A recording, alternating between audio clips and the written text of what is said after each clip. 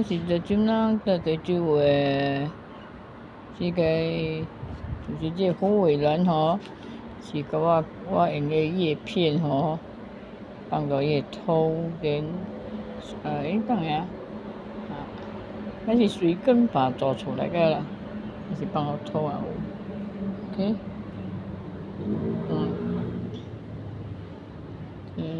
这个较大，变成米较细，你先来二个，而且要帮伊种子种出来个嘞，我们是那个，难道是果树来的吗？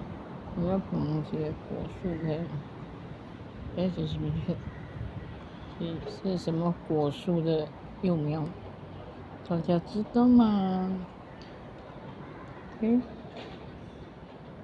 把它悬挂在上面，它可以晒到太阳，也可以有雨水淋它。